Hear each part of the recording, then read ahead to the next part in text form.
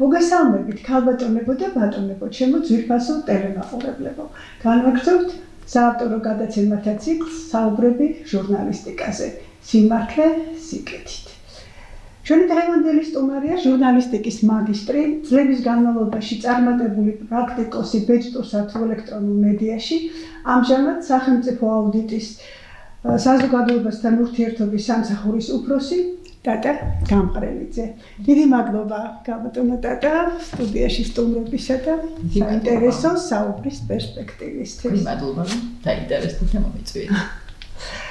კი ბატონო. წელს ხელი ზაფხული ჰქონდათ პირდაპირ და გადატანითი მნიშვნელობითაც. საბა თქვენი პირმშო უფროსი ვაჟი სტუდენტი გახდა. თანაც ჯიპა სტუდენტი. ერთ-ერთი პრესტიჟული უნივერსიტეტისა.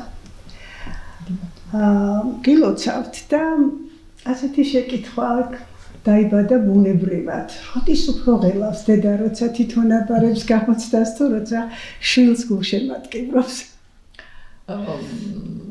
ღელვა ორივე გამოცდებს ახლდა, მაგრამ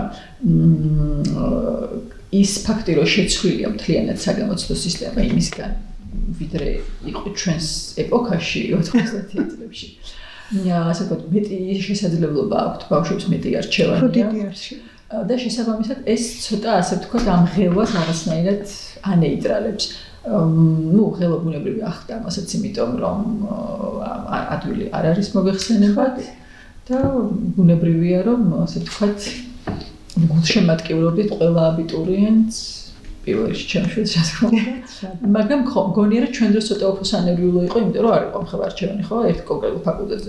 და კონკურსის გაცილებით კონკურსი რა თქმა უნდა დიდი იყო, ეხლა ბევრის ლავირების საშუალება, შენ შეგიძლია ვთქვათ მე შენი ქულებიდან გამომდინარე შეცვალო ასე ვთქვათ ფაკულტეტი და რაღაცა სხვა უნივერსიტეტი არჩე, შესაბამისად თვითონ ის ფაქტიც რომ უნივერსიტეტებიც უფრო ბევრია მოგეხსენებათ ჩვენ დროს სულ ორ უნივერსიტეტში შეიძლება და რაღაც მონათესავე პროფესია აგერჩიეთ ჩვენ მიმართულებით, ჟურნალისტიკის მიმართულებით და შესაბამისად მგონია რომ ეს დიდი არჩევანი რაღაც თვალსაზრისით აიოლებს კი და ასე ვთქვათ ნაკლებ სანერვიულოს აძლევს აბიტურიენტებს და მათ ოჯახებს.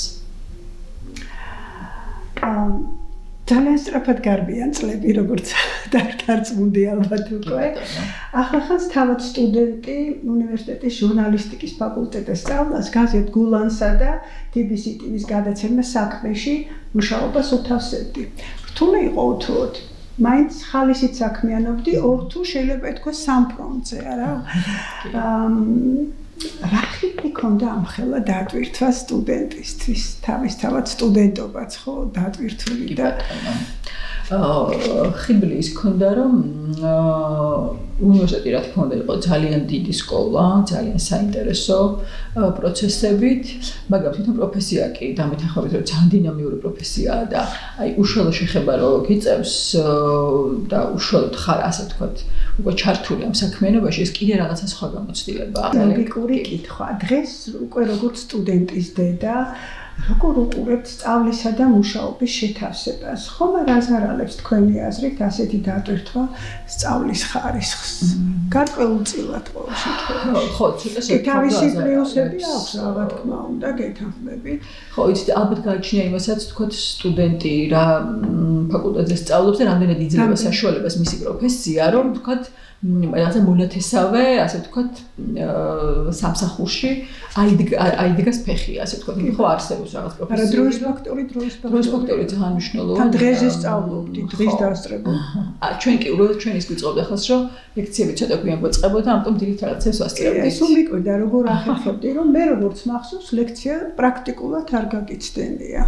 ეს ხა შეხო იცი რომ მე მახსოვს რომ სული ჯეკი არა კარგი იყო რომ ცოტა ძვიან გვეწყებოდა, ამიტომ დილით რაღაცა საშუალება იყო, სადღაც 2:30-დან გვეწყებოდა ლექციები მაშინ. და იმასაც ვიტყვი რომ მაშინ ბევრად უფრო დიდ პატივს სცემდნენ ახალგაზრდის სწავლას და მის შრომას აი სწავლის ფრონტზე უწყობდა ხელს სამსახური. და დღეს მე მყავდა არ ყოლია სტუდენტი და არაერთი, რომელსაც დამსაქმებელი გამოცდაზეც კი არ უშვებს. და ზოგჯერ ონლაინ გვიხდება, იმიტომ რომ წახვალ და რიგში დგას ხალხი, სულ არ მჭირდება შენი დიპლომი. ეს დამოკიდებულება. ხო, ეს სამწუხაროდ გაჩნდა. თქვენი სტუდენტები ხო ჟურნალისტიკის ფაკულტეტის სტუდენტები არიან. ხო, მაგრამ სპეციალობით აი ეს უნდა მეთქვა, ისინი არ მუშაობენ სპეციალობით ალბათ, ხო? ის ვინც სპეციალობით მუშაობს, იქ ალბათ იმ სფეროში ექნება ნაკლებად რაღაც ისეთი დამოკიდებულება, პირდაპირ ვიტყვი უპატრიციებულ უნივერსიტეტში რაც ისწავლე დაივიწყე არ ხო ეს ცუდია. ეს ალბათ უბრალოდ დამსაქმებლის საქართველოში დამსაქმებლის პრობლემა ალბათ არის რომ არ აქცევენ სათანადო ყურადღებას. და დიდი ბოტიში რა ვიცი ეწყინება, მაგრამ ეს აშკარად იგრძნობა აუდიტორიაში. ამ დროს უნდა სტუდენტს მე ვერ დავაბრალებ ხო არ უნდა. აი ონლაინ ურთიერთობამ ეს უფრო უკეთ დამანახა, იმიტომ რომ მე მახსოვს ერთი ძალიან კარგი გოგონა შოაღამისას მეკითხა ხომ თქვენ საერთოდ გძინავთო? კი როგორ არა მეუთხარი შიგადაში. ჭირდება ბავშვ და რა გინდა რომ გეცოდება, იმიტომ რომ ის მუშაობს ხშირ შემთხვევაში დღეს, იმიტომ რომ შენ რომ გაინტერესებდა ის პრაქტიკული მხარე და ეს სხვა ხიბლი იყო, თუმცა იქაც მატერიალური მომენტიც იყო, იქაც ეხლა უბრალოდ ჰაერით აუცილებელია ის ვერ გადაიხდის სწავლის საფასურს. თუ არ იმუშავა და ზოგჯერ ბარმენად მუშაობს, არ ვიცი. კი, უმრავლეს შემთხვევაში მაინც ეს არის სპეციალობით მუშაობა. არა, რა თქმა უნდა, სწორედ იმიტომ არაფერს არ აძლევს მას როგორც პროფესიონალს და სპეციალობითაც როცა მუშაობს, არ არის ხელის შეწყობა, რომ ჭყალებში ანატომიაც იცოდეს და განათლებული ჟურნალისტი იყოს ელემენტარულად, პროფესიულად განათლებული. იცით, ასეც არ არის. ილიას ქოთაღავადი რო არის აკადემიას წაკითხული, იმას ძალიან ბევრი ეშლება და საქართველოს მოამბეზე და ასე შემდეგ. ხა თქვენ არ ეკუთვნით ამ კატეგორიას და არ გინდა ლექცია გამოვიგდეს. მე სულ წოხვარ, როცა ახალგაზრდა იძულებული ან თავისი სურვილით, ან იმიტომ რომ ეს 4 წელი უკვე 5-იც აღარ არის. ეს 4 წელი და ვაცალოთ ალბათ და მე ეს ჩემი პოზიცია ვერ მოგახვეთ.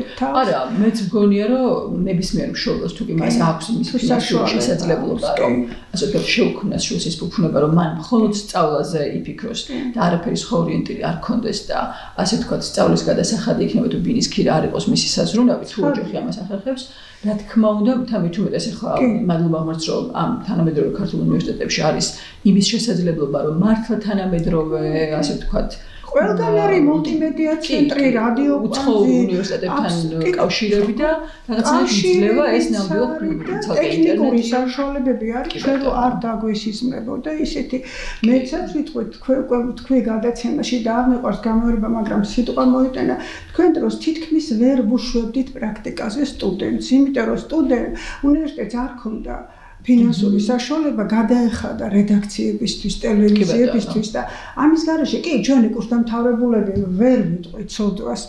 კი ბატონო, მაგრამ ის სამსახური არ იძლეოდა იმის საშუალებას, რომ ასე მასიურად ყველა სტუდენტი დაესახა. უნდა ყოფილიყო გამორჩეული, უნდა სჭირდებოდეს იქ ბევრი ფაქტორი და ბევრი განათლება გჭირდებოდა. კი, იყო იქ თავისთავად, იმიტომ რომ მოიშალა ეს აწყობილი სისტემა პრაქტიკის გავლისა და ცხადია ახლა ის პრაქტიკა, როცა ბავშვი სპეციალობით მუშაობდა, მას ბევრს აძლევდა.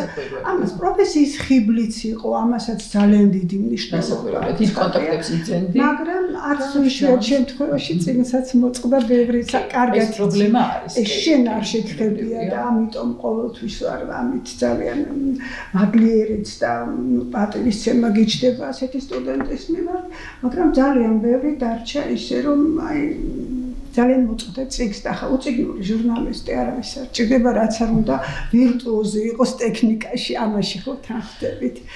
ხო ეს ასია თუმცა ისიც უნდა ვაღიაროთ რომ რაღაცნაირად შეიცვალა ეს მიდგომებიც წიგნიერება რა თქმა უნდა ძალიან საჭიროა მაგრამ აი ეს რაღაცა როგორც ინგლისურად ვთქვათ სისმარტეც რაღაცა ძალიან ბევრ რაღაცაში ეხმარება ჩვენს დროში ორივე ერთად ეს უკვე ძალიან არაჩვეულებრივი შერწყმაა.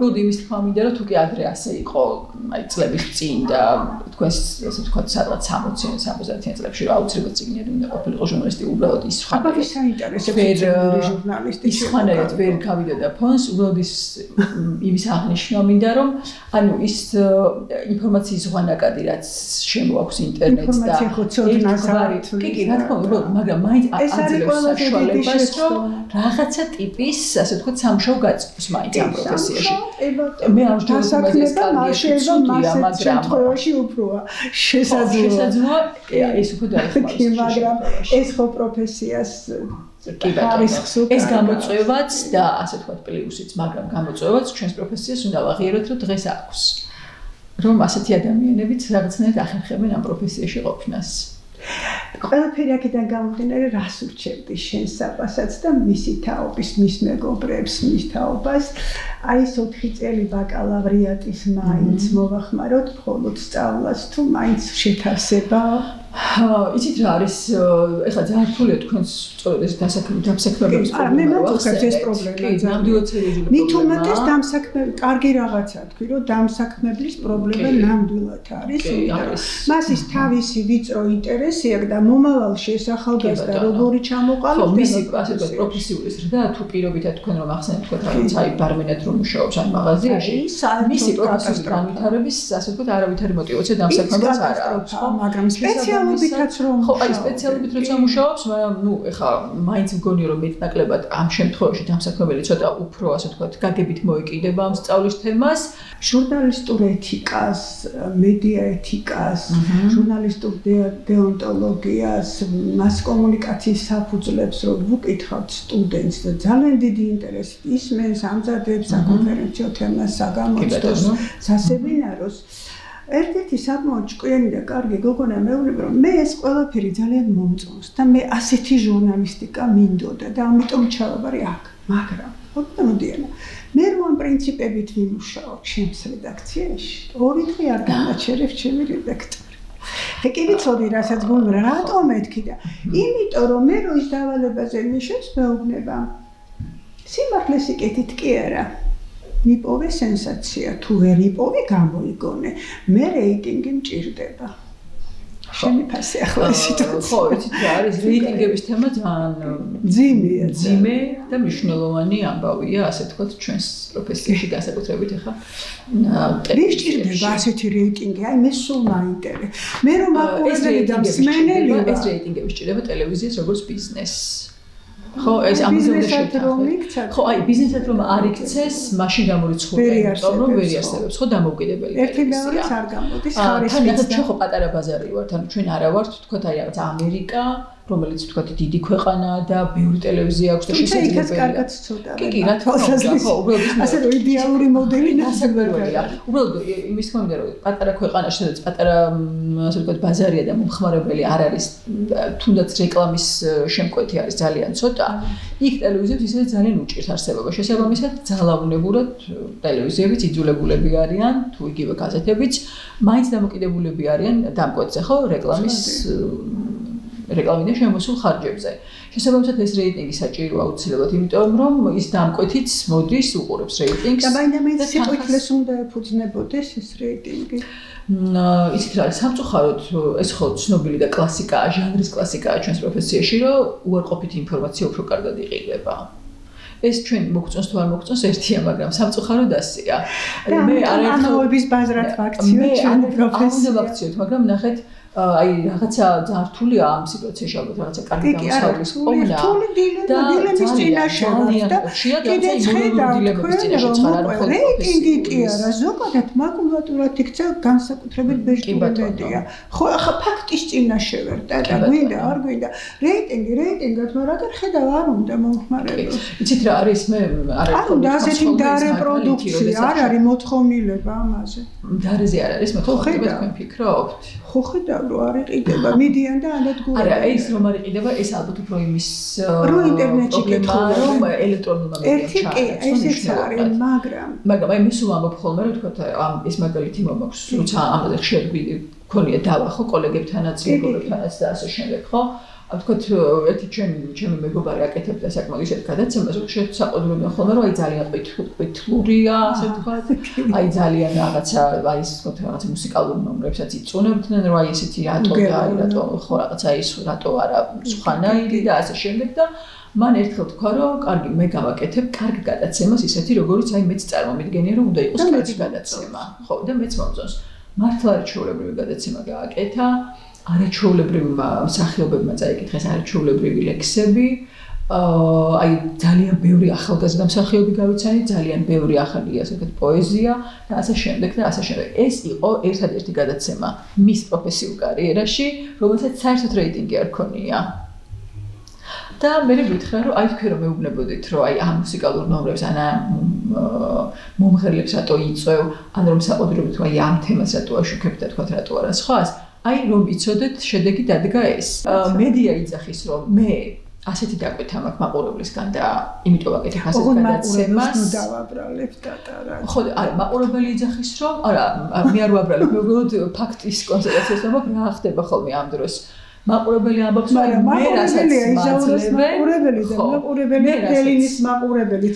ჩვენ იმაზე ის უფრო მეტია სამწუხაროდ. იცით რა არის, აი ადრე როდესაც სანამ ეს აქტიურად შემოვიდოდა, თქვათ, ელექტრონული მედიაც და ინტერნეტი ჩვენს ცხოვრებაში, ტელევიზიას ნამდვილად ქონდა ძალიან დიდი ფუნქცია და გაზეთებსაც ძალიან დიდი ფუნქცია აღმზრდელობითი და საგანმანათლებლო. ეხლა უნდა ვაღიაროთ, რომ ეს ფუნქცია პრაქტიკულად აღარ აქვს მედიას საშუალებას. შეიძლება უკვე შედეგსაც იძლევა ხშირად. ხო. აღარ აქვს ეს ფუნქცია, იმიტომ რომ აი შემეცნებითი გადაცემები ხო პრაქტიკულად აღარ არის, არა მხოლოდ ჩვენთან ხო, ზოგადად მსოფლიო, ასე ვთქვათ, ტელევიზიებშიც რაღაცა არა, რაღაცა კონკრეტული არქივი არის მაგალითად. პრობლემა ყველგან არის. კი ბატონო, რაღაცა პროფესიული პრობლემა ყველგან გაჩნდა. კი, არის ნამდვილად ძალიან დიდი გამოცდილობენ მაინც დიდი. იცით რა არის, აი საგანმანათლებლო ფუნქციაზე თუ ვიმსჯერებთ, ეს ალბათ უფრო არის საზოგადოებრივი მაუწყებლების ფუნქცია ყველა ტელევიზიაში, ყველა ქვეყანაში. ეხლა მეც თვითონ ძალიან დიდი ხანი საზოგადოებრივ მაუწყებელში მუშაობდი და მე ვთქვათ რაღაცა პროფესიულ ტელევიზიაშიც როცა ვიყავდი, მე როცა უკვე აღარ ვიყავი ტელევიზიაში, რაღაცნაირად მომიწეს სხვადასხვა ქვეყნის საზოგადოებრივი მაუწყებლის საქმიანობის გაცნობა. აი სულ მაინტერესებდა ხოლმე, რომ აი ჩვენთან ხო ასე ვთქვათ ეს სტიგმა იყო, რომ აი იქ მუშაობ, ხო, აი ამ რეიტინგი არ აქვს საზოგადოებრივ მაუწყებლობას, ხო, ჩვენთან ავტორიტეტი აქვს სამაგიეროდ. და მაყურებელი. და იქ უცხოეთში სადაც ყოფილვარ, ხო, და აი მოვიკითხე, ნუ ახლა ძალიან ბევრგან მეთქი მოვიტყუები, მაგრამ ვთქვათ აი პოლონეთში ყოფილვარ საზოგადოებრივ მაუწყებელში, გერმანიაში ყოფილვარ საზოგადოებრივ მაუწყებელში და ჩეხეთში. სადაც ვიკითხეთ, ყველგან ვითხრეს, რომ ხო არ არის ჩვენთან რეიტინგული საზოგადოებრივი მაუწყებელი, მაგრამ ნუ ჩვენ ვიღებთ თქო რაღაცა სახელმწიფო გვაფინანსებს და ჩვენ ვაკეთებთ აი ასეთ და ასეთ გადაცემას. მე ვფიქრობ, რომ ეს სწორია. იმიტომ რომ ის რასაც აი ხა ჩვენ ვსაუბრობთ, რომ რაღაცა თვალსაზრისით ის უნდა იყოს აღმზრდელობითიც, რაღაცა თქო სხვა მორალურ ღირებულებებზე ორიენტირებული გადაცემები უნდა ჰქონდეს და ასე შემდეგ. სამწუხაროდ ასე რომ ბაზარი იქ სადაც რაღაცა სიტუაციას არეგულირებს ბაზარი და ამ შემთხვევაში საუბარია თქვათ კერძო ასე თქვათ ტელეკომპანიებზე ხო იქ ვერ მოვთხოვთ ჩვენ მათ იმას რომ შენ რაღაცა ისე დაგეგმე შენი სატელევიზიო ბადე რომ ვიღაცას ჭკუა ასწავლო მაგრამ კიდევ ერთი გარემოება ჭკუა ასწავლე კი არა საინტერესო ხომ უნდა იყოს, ხომ უნდა უყარდეს არხი, ხომ უნდა ჩართოს, ხომ უნდა გადართოს მაყურებელი და მეორე მხარე კიდე შენ რო ჟურნალისტი ხარ, შემოქმედებითი ნატურა, განათლებული წიგნერი, ნუ თუ არ გედანება. რო ამ დარეზე იხარჯები და აი შენი შემოქმედებითი პოტენციალი რჩება სადღაც. იცით რა, ეგეთი ადამიანები. ცოტა ამაღლდეთ ამ ყველაფერზე. მაინც რაღაცნაირად ახერხებენ ჩემი აზრით, რომ რაღაცა საინტერესო გააკეთონ. ანუ ხო ისე რომ რაღაცა გამოსავალს ალბათ მაინც იპოვი, ხო? როცა შენ ეს გაწუხებს ეძებს და ყოველობ გამოსავალს, მაგრამ მე მიკვირს იმათი, ვინც ამ პროფესიაში, ამ საოცარ პროფესიაში რაღაცებს მაინც კლავს. რაღაცებს კარგა, ხო, კარნახობს თავის პირობებს, რაღაცნახობს. მაშინ ალბათ მე ვფიქრობ, არ ვიცი ხა ეკონომიკაში ვერ ვიტყვი ძალიან ძლიერი ვარ, მაგრამ მაინც ალბათ სახელმწიფომ გამოსავალი უნდა მოძებნოს, რაღაც ნაწილობრივ დაფინანსება ქონდეთ ამ კერძო კომპანიებსაც, რომ თლათ ასე რეიტინგზე დამოკიდებული და ბაზარზე დამოკიდებული ინტელექტი, უკვე ინტელექტი აღარ არის და ხო ფაქტია. კი, ეგეც არის, მაგრამ ახლა მე კიდევ მიუბრუნდები იგივე რეიტინგების თემას, ნახეთ. აი მაგალითად საზოგადოებრივ მაუწყებლობას ხომ აქვს ხოლმე მართლა ძალიან ბევრი ძალიან კარგი გადაცემა. არა მარტო საზოგადოებრივ ძალიან ბევრი არ ხსია და მე სიამაყის არ ვიტყოდა და მამას წინათ ქალბატონი მანილას გადაცემა იყო არაჩვეულებრივი, არ ვიცი, მე რო ვინმე მეკითხებოდეს სკოლაში იმას და დავგეგმავდი და თვეში ერთხელ მოზარდებს ვაჩვენებდი, ეს იყო პავლინგოროყვაზე გადაცემა. ეს უნდა იცოდეს ახალგაზრდობამ და მაშინ ბევრ ცუდ რაღაცას არ ჩაიდენს და არ იქნება დაკავებული იმითი, რა ჩვენ გვაწუხებს, ხომ? არა მარტო ეს ერთი მაგალითი გამახსენდა ახლა უბრალოდ. ზოგადად, რა ვიცი, ახლა მე არ მინდა ესეთი ცუდი რეკლამა გამომივიდეს ჩვენი არხის, მაგრამ აი ეს მცდელობა არის ჩვენთან და რა თქმა უნდა ძალიან უჭირს. ამიტომ ჩვენს ტელეკომპანიას ხომ შეიძლება ვიღაცისკენ ამდენი მილიონერი მილიარდერია ქვეყანაში შედალოცილო ნუ თუ არა გაქვს სულიერი მოთხოვნილება რომ ასეთ გადაცემებს უყურო და გაიმეტო იქედან რაღაცა უფუნქციო შენი მილიონი თუ მილიარდი და დაეხმარო ასეთი ტელევიზიის გამოსავალი დახმარება იქნება პრინციპში ქველმოქმედება ხო შეიძლება საქართველოში რომელიც არის პატარა ქვეყანა ინტელექტუალების ქვეყანა ტრადიციულად ჩვენ ვერავის ვერ გავაოცებ ჩვენი ვერც ჯარით ვერც ეხლა მე არ მინდა ცუდად გამომ ჯარიც უნდა ყავდეს და ეკონომიკაც უნდა ქონდეს და ბიზნესიც მაგრამ ამაში ჩვენ დიდ ქვეყნებს ვერ გავეჯიბრებით იმიტომ რომ იქ რაოდენობაზე დამოკიდებული ინტელექტმა უნდა გადაარჩინოს საქართველოს ხო თუ გადარჩენა უწერია ამიტომ მოდი რა შენ ბიზნესში წარმატებული ხარ რაღაც ამაზეც იფიქრე თუ ერისკაცი ხარ და ეროვნული ხარ და პრეტენზია ხო ყველას გვაქვს ამაზე საგრძელოს როცა ვსვამ ეს არის გამოსავალი მე ასე მგონია რეიტინგს უნდა შეეწიროს ხარისხი ინტელექტუალური პროფესიისა არ ვიცი რამდენად პრაგმატულია ის რასაც მე ვამბობ მაგრამ ლოგიკურად უბრალოდ თქვენ მორალური თქვენი მორალური საზომიდან ადამიანი მორალით იწყება და ამორალობით მთავრდება ხო შორტაბი ყავს ეს თემა მართალია მგონია რომ ასეთი გასაკითხი რომ მაყურებელი უკვეთავს ასე ვთქვათ მედიას თუ პირიქით მედია რასაც აძლევს იმას ყლაპავს ასე ვთქვათ მაყურებელი ხო? ცუდი მაყურებელი. ხო, აი და არ ყლაპავს.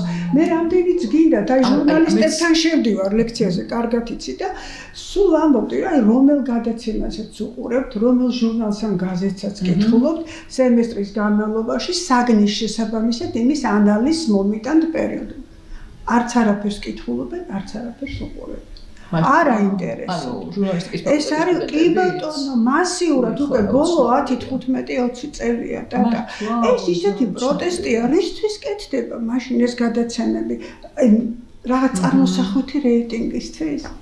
ამ დილემის წინაშე ვარ, ჩვენ ამ დილემის წინაშე ვართ, მაგრამ ეს რო არიციან პრაქტიკოსებმა და მათმა მესვეურებმა იცი საიდან მოდის, იყო პერიოდი, როცა კავშირი ჰქონდათ უნივერსიტეტებთან და იქ კადრებთან რაღაცა მოცვა და გაზრდილი. რა თქმა უნდა, მოთხოვნილება და ბაზარი ამის შესაბამისობაში მოყვანის მცდელობა იყო ხოლმე. ეხლა არ ვიცი, ერთი თავისთვის, აი ის რომ ხო, ეხლა ალბათ ნაკლებად ტრაგდაშჩუკა ადრე მასწავლებელი სკოლაში, შენ მასწავლი გექნება, ხო, რომ ყველა სხვადასხვა გზით და რა თქმა უნდა მარხილი ერთ ადგილას დგას ვერსად მიდის.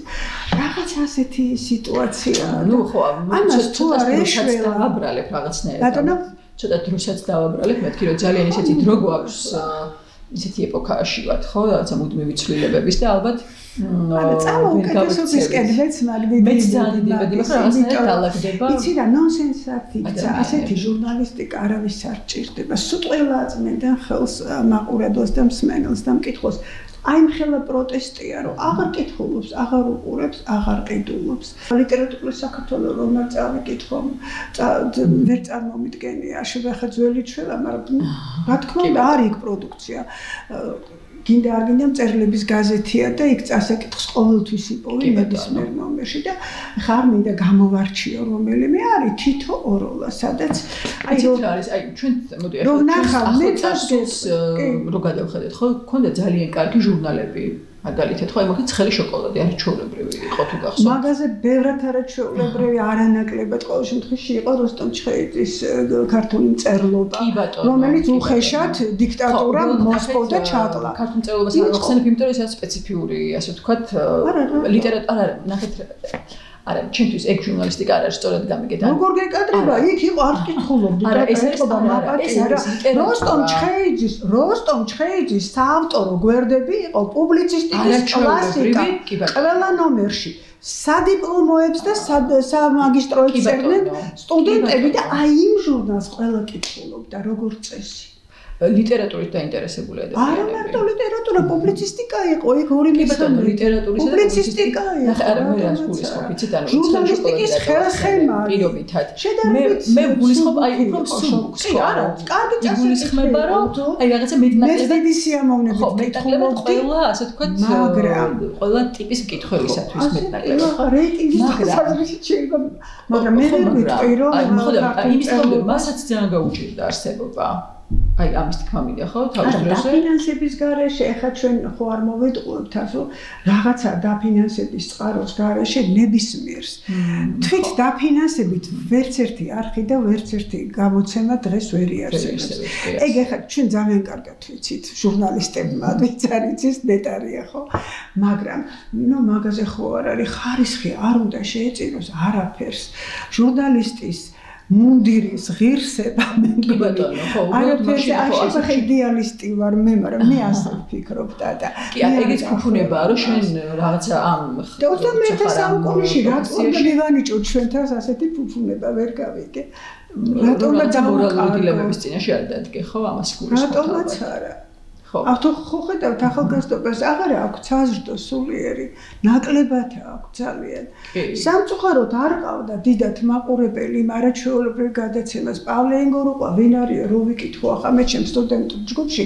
ცოტა მეშინია კითხვის დასმა იმიტომ რომ ერთხელ ივანე მაჩაბლელთან დაკავშირებით ისეთი პასუხები მოვისმინე რომ სიცოცხლე არ მინდოდა ივანე მაჩაბელთან იმიტომ რომ სკოლიდან არ მოაქვს ეს ცოდნა ბავშვს სკოლას უნდა ეშველოს მოკლედ გლობალურ პრობლემებზე დაჭრია ძალიან ბევრი ჯაჭვი ერთმანეთზე გადაჯაჭვული თუ განათლებას არ ეშველა თუ მეცნიერებას არ ეშველა და აქედან გამომდინარე მისი ანარეკლე მისი სარკე ჩვენი პროფესია სწორად დაიწყეთ ამ თუ განათლებას არ ეშველა მართლა და ამ არაყოლებენ კითხველი რომ წავდგეს თეოჯალოგონის ქონდა არაჩვეულებრივი გადაცემა ხელოვნების ლექტორიუმი და აი აღარ მახსოვს ახლა რა დღეს გადიოდა მაგრამ მახსოვდა რომ ამ დროს გადიოდა და ველოდებოდი რომ აი ეს გადაცემა გავიდე და მესმე მეყურებინა ასეთი გადაცემები არის არაჩვეულებელი მე მეცაც გეტყვი ყველა ოროსანი მოწაფე ჩემს კლასში უსმენდა რადიო დადგმებს და წიგნში არ კითხულობდა კლასიკას მაგრამ იქედან შეიძლება ჩვენზე უკეთ იცოდა იქ ფრიადოსნებზე არანაკლებად ყოველ შემთხვევაში ქართული მწერლობა ქართული საქართველოს ისტორია მაშინ საქართველოს ისტორია არც კი იყო საგანი სკოლებში საბჭოთა პერიოდში მაგრამ ამის მიუხედავად რადიო და ჟურნალისტიკა აკეთებდა ამას ქეთოლანდია თინათინელბაქიძე ასე ლეგენდარული ხალხი და ეროსი და ის რა ქვია რამეს ჩხიკვაძე და ვარსკვლავები ჩვენი კითხულობდნენ აი ამ კლასიკას რატო არ ჭირდება დღევანდელ ახალგაზრდობას როგორ არ ჭირდება ჰაერები ჭირდება მაგრამ ნახეთ ინტერნეტმა სხვა რაღაცები ჩანაცვლა მაგრამ იქ რას მოძებნებს შეხოთ TikTok-ზე და TikTok-ით გაერთობ თავს და ვთქვათ პატარა ტატასავით არ გაიგოდები მაგალითად ხელოვნების ლექტორიის პირობით თუმცა ინტერნეტში შეგიძლია იყოს ნებისმიერი კი რა თქმა უნდა საგანძური მაგრამ რამდენადაც დიდი საზრდოა იმდენად დიდი საცდურიც არის ხო აი სხვა ინფორმაციაში როცა ამხელა ნაკადია ინფორმაციის ოღონდ დაგრჩება ვერცე ახლა ჩემი ძალიან ნუ დავსვით პრობლემა არსებობს დილემა თვალს ვერ დაუხუჭავთ იმიტომ რომ არ ვიქნებით მართლები იქნებ რაღაცა თანდათან ეშველოს ამ ყველაფერს დიაგნოზის დასმა ხო უმთავრესია რომ მე მკურნალობამ ჩაიაროს წარმატებულად ჩემო კარგო აი გულანი და საქმე კი ბატონო შენი ესეთი სტუდენტობის დროინდელი სიყმაწვილის და არ მინდა ისე ჩაიარო ჩვენმა საუბარმა შენ არ აღნიშნო რა კარგი მასპინძლები ყავდა და მენტორები თქვენი იქ მაშინ აი შორიდან ცემდი უდიდეს პატივს დღეს ვაჟაპერიძეს რომელსაც ქონდა იქ საფიხნო და გამოგზარდათ საოცარ პროფესიონალებად და ერისკაცებად და ერისქალებად იყო ხო კი ბატონი ვაჟაპერიძე იყო მაშინ თავარი რედაქტორი ხელმძღვანელი ბატონი ბადრი ბერაია და ძალიან საინტერესო გუნდი იყო და არაჩვეულებრივი ასე ვთქვათ კადრები გაზარდეს ნამდვილად და ძალიან მიხარია რომ ფუტკრის ის განცდა მქონდა ისე მეისტრაფოდი და ძალიან მიხაროდა ხოლმე იმიტომ რომ სკოლასაც უნივერსიტეტსაც უნდა დაეხმაროს ასეთი გარემო შეავსოს რაღაცა რასაც იღებ უნივერსიტეტში კი თუმცა ვეთქვი რომ ყველა იმ სამსახურში რაც მქონია ტელევიზიებში სხვადასხვა აი ასეთი დამსაქმებლები სანატრია დღეს კი არა ძალიან საინტერესოა და რაღაცა აი ყველა ხელმძღვანელთან და ვთვლი რომ მიმართლებდა ძალიან ხელმძღვანელებში ვთვლი რომ ყველასთან რაღაცა ვისწავლე პროფესიულად გავიზარდე და მადლობა ამ შესაძლებლობებისთვის ყველასთან ყველა ხელმძღვანელს ყველა კოლეგას ხელს ერთი მოსმით არა ალიონი და მოამბე პროფესიონალთა გარემოცვა და ახლად მაგისტრატურა დამთავრებული დატა გამყრელიძე უკვე ეს ახალი სისხლი ახალი ხმა როგორც სიტყვიან არა თან ის მაგისტრატურაც ახალი ხილი იყო და აი კი ბატონო პირველი თაობა იყო ვიყავი მახსოვს კარგად ეს უთუოდ ყველაზე აქტიური დატვირთული რთული ხანაც იყო ასე მგონია შენს პროფესიულ საქმიანობაში იმიტომ რომ სოციალ-პოლიტიკური ვითარებაც საკმაოდ რთული იყო მე როგორც მახსოვს მაშინ და რაღაცა მძიმე თავგადასავლებიც მახსოვს და განცდები მძიმე ჩემი რომ აი რაღაცა ჟურნალისტი ფრონტის ხაზზე მყავს ჩემი გაზრდილი ბავშვები და ხო ეს 2000-იან წლების დასაწყისი იყო უკვე 2000 წელი იყო ძალიან შენ ეპიცენტრში ტრიალებდი სულ კი ნუ ახალ ამბებს აი რას გავიხსენებთ ამ პერიოდში იცით აი რაღაცა ერთი კონკრეტული რაღაცა ფაქტის გახსენება ცოტა გამიჭირდება იმიტომ რომ ეს არის ყოველდღიური რაღაცა რუტინა რომ შემიდიხარ რაღაცა ხარ თემების ძიებაში, რესპონდენტების ძიებაში, თან დროში ძალიან შეზღუდული ხარ, დილით მიდიხარ რაღაც კონკრეტულ სიუჟეტს გეგმავ და ის საღამოს 8 საათზე ეთერში უნდა გქონდეს. აი იმ დროი, აი როცა ვიხსენებ ახალ ამბებში მუშაობის ასე თქვა პერიოდს ყველაზე მეტად რაც მახსენდება თან ცოტა ნილი ვარ ბუნებით, აი მახსოვს სულ აი ეს ნელი სულ ასე თქვა რაღაცა ფორმაში მე იქ არ ყოფნიდა ხო აი ძალიან ჩქარი უნდა იყო და რაღაცა აუცილებლად რატო ითვლება ხო რატომ ამბობენ ფსიქოლოგები რომ ერთ-ერთი ყველაზე სტრესული პროფესიაა ჟურნალისტიკა და ის პროფესიები რომელიც რაღაცა დროში ახლური ინფორმაცია ანუ ის რაც მოითხოვს რომ რაღაცა დროში მოასწრო და ასე თქვა ეგრეთ წოდებული დედლაინები როგორც ეხლა არა ხარისხის საზიანო ცხადია მაგას არა შენ ოქანის აუცილებლად გადამოწმებული ინფორმაცია და ასე შემდეგ ხარ ახლა გადამოწმებული ინფორმაცია ვახსენებ პარემაქვევით კი წინა თემის გამოვიხმაურები რომ აი სულ ფიქრობ რომ აი რამხელა გამოწვევა მართლა იმ ადამიანებისთვის ვინც დღეს არის ჩვენს პროფესიაში ხო თუ კი ადრე ესე იყო რომ ჟურნალისტი იყო ასე ვთქვათ ის გამტარი რომელსაც ინფორმაცია მიჰქონდა ხალხამდე დღეს ისე ხდება რომ აი სოციალურმა ქსელებმა მოგვცა საშუალება რომ პრაქტიკულად ყველა ადამიანი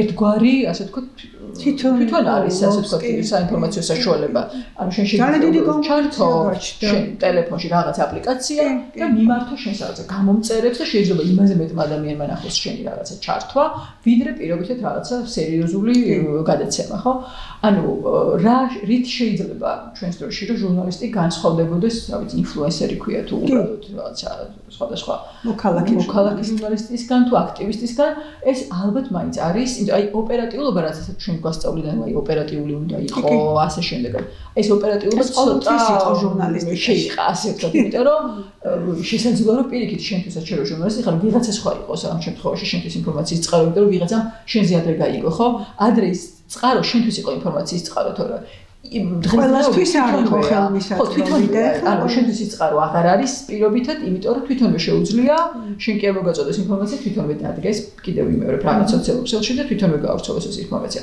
ალბათ მაინც ყველაზე უფრო ისეთი რაც დაგვრჩა იმ ასე ვთქვათ მოთხოვნებიდან რაც აუცილებლად ვიცოდით რომ ჟურნალისტის წინაშე იყო დიდი ამოცანა ალბათ მაინც არის ის რომ შენ რასაც ავრცელებ ეს იყოს აუცილებლად ასე ვთქვათ, ზუსტმოწმებული ინფორმაცია, კი მისმის ახლა სუბიექტივიზმისგან არ ვიქნებით ახლა მაქსიმალურად გადამოწმებული. ყველანი ჩვენც ადამიანები ვართ, ხო?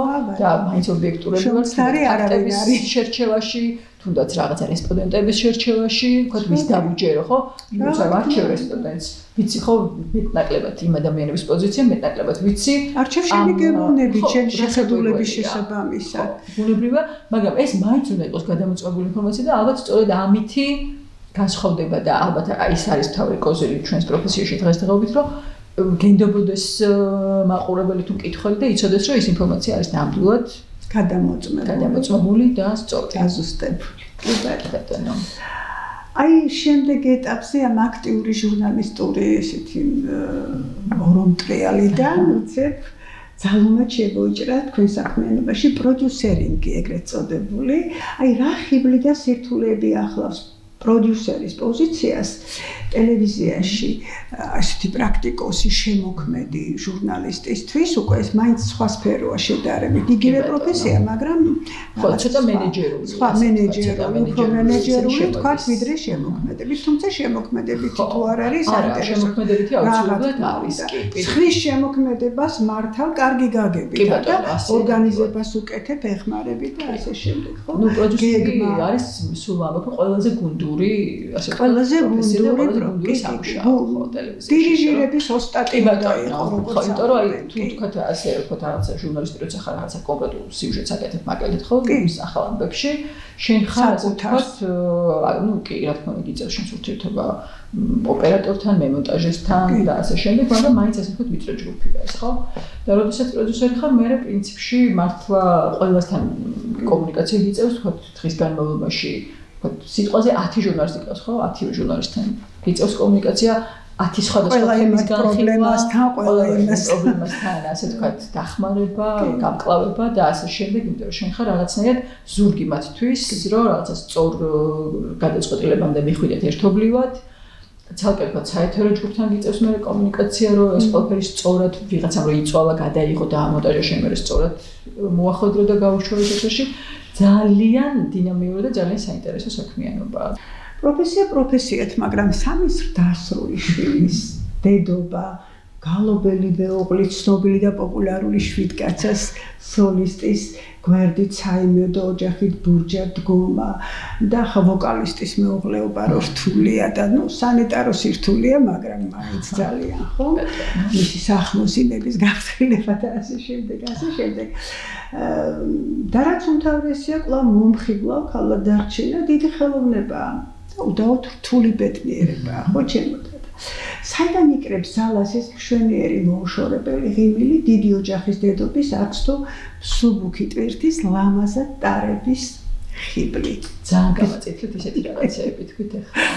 ფაქტია და რა ნუ ხო ღიმილს ვცდილობ შევინარჩუნო ახლა დანარჩენი რა მოგახსენეთ ოჯახის მხარდაჭერა ძალიან დიდი მქონდა მე ჩემს პროფესიაში. სხვანაირად ვერ იქნები ჟურნალისტი იმიტომ რომ მე რომ ან მქონდა და ჩემთვის დახმარება და არ ყოფილიყავი ცოტა განებიურებული აი ამ ძლიერი ასე ვთქვათ ბექგრაუნდით ჩემი ხო ნამდვილად ძალიან გამიჭირდებოდა იმიტომ რომ მართლაც ტელევიზია და ზოგადად მედია ითხოვს რომ შენ 24 შვილზე ხარ იმ საქმეში და ძალიან რთულია სხვა რაღაცაზე კონცენტრაცია როგორც კი იმას რაღაცას მოაკლებ აუცილებლად გაგაცილებ იმ შავნელ კომუნისტების ეპოქაში, ნუ უდიდესი ბედნიერება იყო რედაქციაში, თან ახალგაზრდა კომუნისტის რედაქციაში შტატში მოხვედრა ახალგაზრდა მთავრობისთვის იყო რაღაცა ოცნების სფეროს და არმა სანებიძემ ნეტარება მისულს ჩემო უსაყვარლესმა რედაქტორმა მითხრა, რამდენიმე საცდელი დავალების მერე მიბარებს და მოკლედ უახლოეს 5 წელიწადში არ გათხოვდები და აი ამ პირობით ნიგიღებ შტატში. ძალიან სერიოზული. მე კი გამეცინა, ნუ იცინო, მე სერიოზულად გეუბნები.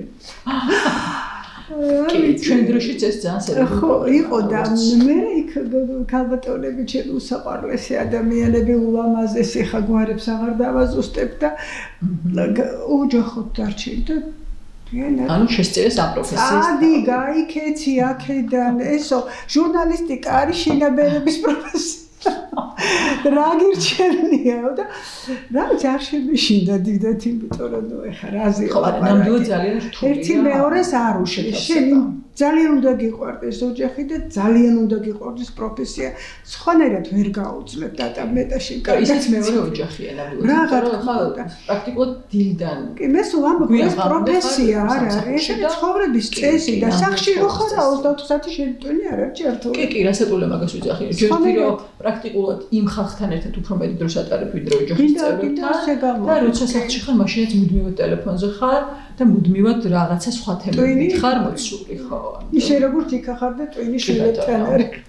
აი ეს თუ არ შეგიძლია ამ პროფესიას უნდა დაანებოთ თავი. ხო, სამეdzo ადამიანები თუ იყოს ძალიან რთული. ესეც უნდა გაითვალისწინონ მომავალმა ჟურნალისტებმა ალბათ ზოგადად. და ბოლოს შევი ამჟამინდელი ასპარეზი საქართველოს დემოკრატიული რესპუბლიკის ეროვნული საბჭოს ერთ-ერთი პირველი აქტით შექმნილი სახელმწიფო კონტროლის ამჟამად სახელმწიფო აუდიტის სამსახური ძალიან სერიოზული რომლის ისტორია 107 წელს ითვლის ხო თავისთავად მოყოცარი და პრესტიჟულიც არის და კი ბატონო რა პასუხისგებლობაა და რითია საინტერესო ეს ჟურნალისტური საქმიანობის ამოდენა გამოცდილების მქონე პიროვნებისათვის და რა ახალი ფერები შემატა შენს ისედაც საკმაოდ მრავალფეროვან ბიოგრაფიას, შრომით ბიოგრაფიას. ხო, ძალიან საინტერესო გამოწვევა იყო ჩვენთვისაც და არის ეს სამსახური, რომელშიც აქ უკვე 6 წელია მუშაობ. თვითონ ინსტიტუცია თქვენს როგორც ახსენეთ, მართლა ძალიან საინტერესო ისტორიით არის, იმიტომ რომ ერთ-ერთი პირველი ინსტიტუცია იყო, რომელიც შეიქმნა დამოუკიდებელი საქართველოს პერიოდში. მანამდე შემდეგ მრავალი წლების განმავლობაში ეს სამართალმემკვიდრე იყო ეს კონტროლის პალატა და აი უკვე რაღაცა რამდენიმე წლის წინ ისევ დაუბრუნდა, და ქვია აუდიტის სამსახური, რომელიც არის უფრო ისეთი თანამედროვე ინსტიტუცია და ჩვენ ძალიან ვცდილობთ, რომ აქტიური კონტაქტები გვაქვს ჩვენს კოლეგებთან უცხოეთში და ეს იყოს მართლაც აუდიტის სამსახური, ისეთი ინსტიტუცია, რომელიც სახელმწიფო უწყებებს ეხმარება უფრო ეფექტურად და სწორად წარმართონ თავიანთი საქმიანობა. ანუ ეს არ არის რაღაც სადამსჯელო ორგანიზაცია, ადრე რო იყო რომ რაღაცა შინიდათ რომ ვიღაც რევიზორი მოდის, ანუ ეს ინსტიტუცია არ არის. ეს არის თანამშრომლობა. კი ბატონო, ეს არის თანამშრომლობა იმისთვის, რომ შენ მიაღწიო საუკეთესო შედეგს. რა გამოცდილებაც აქვს და რაც შედაც არსებობს მსოფლიოში აუდიტის პერიოდში. ჩვენ აუდიტორები მაქსიმალურად ვცდილობენ რომ საერთაშორისო გამოცდილებაც გაუზია რომ იმ უწყებებს სადაც შედიან აუდიტზე და რასაც ამოწმებენ და შემდეგ უკვე აი რეკომენდაციებით, აი ამ რეკომენდაციების შემუშავებას რა თქმა უნდა ძალიან დიდი შრომა უძღვის წინა ძალიან ცოდნა ამ პროფესიონალების რაღაცნაირად ვცდილობთ რომ უფრო უკეთესი და უფრო ეფექტური გახდეს საჯარო უწყებების მმართველობა, იგივე საჯარო ფინანსების მართვა და ასე შემდეგ. ნუ რაღაცა მოკრძალებულ აგურს ყველანი ვდებთ ამ საქმეში. კი ბატონო. შენს შრომის ბიოგრაფიაში იყო კიდევ ერთი ძალიან საინტერესო გამოწვევა ჯანდაცვის სამინისტროს სოციალური მომსახურების სააგენტოს საზოგადოებასთან ურთიერთობის სამსახურის უფროსიც ბრძანდებოდი კარგახანს. ეხლა შეხების წერტილები უთუოდ იყო თქვენს ძირითად პროფესიასთან ჟურნალისტიკა და პიარი ხო ბიძაშვილები არიან ასე ვთქვათ, ხო? ესეც არ იყოს გარკვეული აზრით სოციალური მომსახურება ზენათესავება ჩვენ საქმეს. ამასაც ხომ მოიცავს ჟურნალისტის უკიდეგანო მოვალეობა. დარდების შემგროვებლები. კი ბატონო, შემგროვებლები და მშველელები. როცა მიგვიწდება ხელი, ხო? აი რა გამოცდილება შეექცინათ ამ საქმეს? ძალიან საინტერესო გამოცდილება იყო ნამდვილად, მით უმეტეს ასე ვთქვათ, პირველი უწყება იყო, სადაც ასე ვთქვათ, მომიწია მე როგორც პიარს მუშაობა. ნუ მანამდეც როცა ვიყავი მედიაში, ძირითადად რო სოციალურ თემებზე მუშაობდი ხოლმე და ჩვენთვის რაღაცნაირად ნაცნობი იყო ეს თემა და ეს სფერო. ძალიან საინტერესოა იმ თვალსაზრისით, რომ შენი კონტაქტები რაღაცნაირად გეხმარება იმაში, რომ რაც შეიძლება მეტ ადამიანს დაეხმარო და ეს ჟურნალისტური კი, ჟურნალისტური კონტაქტებიც, მე უშუალოდ თქვენ სამსახურში რაღაცნაირად შეიძლება რომ ცოტა უფრო გულთან ახლოს მიიტანო, სწორედ იმიტომ, რომ შენი პროფესია დავის დროზე რაღაცნაირად აი ამ უნარებს გიმუშავებს, მაინც ესე გონია ჟურნალისტიკა და რაღაცა შენ არ უყურებ ამას, როგორც უბრალოდ საჯაროდ მოხელე და ჩინოვნიკი რაღაცა ცოტა სხვა ესენი გაქვს ასე ვთქვათ, სხვა თანაგრძნობა და აი მაინც გონია რომ ეს კომუნიკაცია არის რომ არ გეზარება კომუნიკაცია როგორც ჟურნალისტს, რაღაცა ბევრ კარგ საქმეს გაკეთებინებს. მაინც ვერაული გვერდს იმაბავს რომ წელს ახალი გამოწვევა გველი ჩვენ ლაზარე მეორე ბავშვი ყავს აბიტურიენტი და თუმცა ვიცი ბოლო კეთილი იქნება ვისი შვილია რომ გაუჭირდეს, მაგრამ ამ მეორე სტუდენტიც გვეყოლება ის ამ დროს ოჯახში, მაგრამ ხელვარება არ აღწდება, ცხადია. მე ორწლიანი შესვენება ამოსუნთქვის პერიოდი გველის ვიდრე მართა დაასრულებს საშუალო სკოლას და დადგება პროფესიის არჩევანის წინაშე. დედის პროფესიას ხომ არ გააგრძელებს რომელიმე, როგორ გეგმავენ თავიანთ ლაზარე უფრო ფიქრობს, რომ რაღაცა ენების მიმართულებით სწავლა და აი აღმოსავლური ენები მოსწონს ძალიან და ფიქრობს, რომ ხო რაღაც ჩინური ან იაპონური შეისწავლოს. ხო, აი ჩინურს რაღაცა თავისით ცდილობს რაღაცების სწავლოს, ასე ვთქვათ, ინტერნეტის მეშვეობით, რაღაცა დადიოდა კიდეც უბრალოდ ხაბიტური. ჩინურს ამურთულეს ენას. ხო, რაღაცა ძალიან ინტერესით მოეკიდა. ხო, მართლაც ჯერ არ აურჩევია პროფესია, მაგრამ აი რაღაცა ფიქრობს, აი ცოტა ჟურნალისტიკაზეც ხომ არ ვიფიქრო თქვა. ცოტა ვფიქრობ, რომ შეიძლება ფსიქოლოგია უფრო იყოს მისთვის მისაღები. მეორეს არ გამორიცხავს, შეიძლება თქვა მე ხო. ეს ორი პროფესია ასებს. ნამდვილად ძიების საჭირო ფსიქოლოგიის ცოდნაც საჭიროა. ძიების პროცესში. ძიების პროცესში. ნახოთ რა იქნება მერე. და აი ესეც ლოგიკურად დგება ასეთი კითხვა, მუსიკალურ ოჯახში იშლებიან თქვენი შვილები. ნუ მამა აღიარებული მუსიკოსია, მაგრამ მე შენი ლამაზი ხმის ტემბრიც კარგად მახსოვს სტუდენტობის წლებიდან და ძალიან სასიამოვნო დამღერი ქალაქური მელოდიები შენივე აკომპანიმენტით. ასე რომ მაინტერესებს შვილებს რამდენად გამოყვათ ეს უნარი და სურვილი, რომ მუსიკალური ინტერესებიც ხო, კრიტიკული ჩვენი თავის მიმართ აღიარებს, რომ ჩვენ ბავშვობაში რომ გვეზარებოდა სიარული მუსიკაზე. ვითომ ბავშვებს პატივი ვეცით და ბავშვები აღარ დავტანჯეთ მუსიკაზე სიარული. ტანჯვათ მიიჩნიეთ. ხო და თუმცა ეხლა მართლა საყოველობს ხოლმე რომ აი რატო არ მატარეთ მუსიკაზე. ეს ცოტა ხო, მის მაგას ვთქვა თუ ის ძალიან გინდა ეხლა შესაძლებელია. მუსიკა რა თქმა უნდა ძალიან მიყვარს, მენა აქვთ მოსმენა. უბრალოდ აი რაღაცა ისეთ პროფესიული ასე ვთქვათ მიმართულებით არც ერთი არ მღერის, მაგრამ თავისთვის ხო, ეხლა თავისთვის რაღაცა ყველა რაღაცას უსმენს. მაინც და მაინც რო გითხრათ ჩვენაც გვიყვარს ის ქალაქური სიმღერები ამათვის ის ვთქვათ შინაური და ორგანული არ არის. მე ამ თაობის ფრაზა ხო, ამ ეს ფასეულობები. იმათ ცოტა სხვა რაღაცა ეს ბუნებრივია, ხო, ესეც ბუნებრივია. ხო, ეხლა მაგალითად საბარასაც უსმენს, იმას მე ვერასოდეს ვერ გავიგებ, ვთქვათ ის იმას რატო usmens. ვთქვათ ლაზარეს და მართას ცოტა უფრო ესეთი მუსიკა მოსწონს, ხო, რა, რაღაცა მელოდიურია. რაღაცა Taylor Swift. ხო, ეს კიდე ესეთია მისაღები ჩემთვის. საბარასაც usmens, ის ჩემთვის ძალიან გაიგება ეს. აი რაღაცა რეპს usmens, რომელიც თვითონ არა ძალიან ის სოციალური ტექსტები აქვს და თქოს საინტერესო და კარგია, მაგრამ ვაღიარებ, რომ ის ჩემთვის ძალიან გაიგებაა. რას ვიზამთ, რა მოდის თაობა მოაქვს თავისი, რომელსაც ჩვენ უთუოდ პატივი უნდა ვცეთ სხვა გზაც არ აქვს, მაგრამ ისედაც თავისთავად ეხლა ჩვენი ბევრი რაღაც არ მოწონდა ჩვენ მშობლებს და იმათი კიდე იმათ მშობლებს, ასე რომ ჩვენ ამასაც ახავს და ერთი საუკუნეა გაგებით უნდა მოვეკიდოთ რა თქმა უნდა.